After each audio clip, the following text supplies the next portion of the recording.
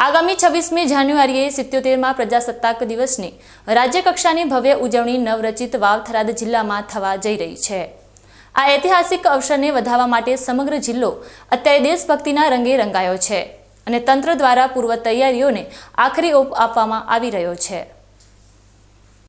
મલુઈપુર ખાતેના helipad ground પર યોજાનારા આ મુખ્ય કાર્યક્રમમાં રાજ્યપાલ આચાર્ય દેવવ્રતજી અને મુખ્યમંત્રી ભૂપેન્દ્રભાઈ પટેલની પ્રેરક ઉપસ્થિતિમાં ધ્વજવંદન કરવામાં આવશે।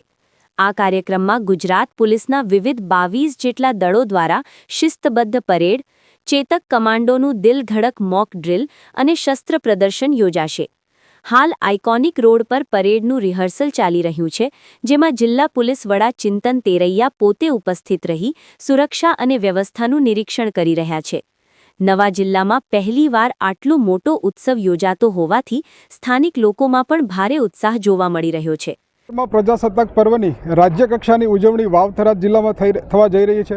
આગામી 26 તારીખે મહામહિમ રાજ્યપાલ શ્રી અને માનનીય મુખ્યમંત્રીશ્રીની ગરિમામય ઉપસ્થિતિમાં રાષ્ટ્રીય કક્ષાનો આપણે રાષ્ટ્ર કાર્યક્રમ યોજવા જઈ રહ્યા છીએ।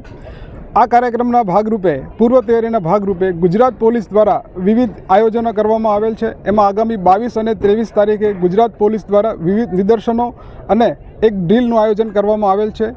એ અનુસંધાને આગામી તારીખ 22 તારીખે જે ચેતક કમાન્ડો છે, ચેતક કમાન્ડોનું એક મોક ડ્રીલનું આયોજન આપણે રેફરલ હોસ્પિટલ થરાદ ખાતે કરવામાં આવેલ છે। આ ઉપરાંત 23 તારીખે બપોરે 3 કલાકે રાજ્યકક્ષાનો એક શસ્ત્ર પ્રદર્શન અને નિદર્શનનો કાર્યક્રમનું આયોજન કર્યું છે, જે ગાયત્રી વિદ્યાલય ખાતે આયોજન કરવામાં આવેલ છે। અને 23 તારીખે સાંજે 4 કલાકે આઇકોનિક રોડ ઉપર આ સમગ્ર પરેડનું રિહર્સલ કરવામાં આવશે।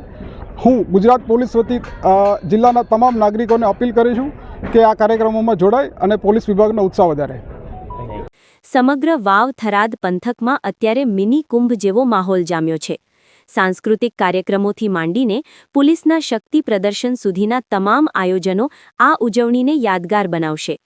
રાજ્યકક્ષાનો આ કાર્યક્રમ માત્ર સરકારી કાર્યક્રમ બનીને નહીં પણ જનજનનો ઉત્સવ બની રહે તે માટે વહીવટી તંત્ર દિવસ રાત મહેનત કરી રહ્યું છે, જે વાવ થરાદના વિકાસ અને ગૌરવમાં નવું છોગું ઉમેરશે।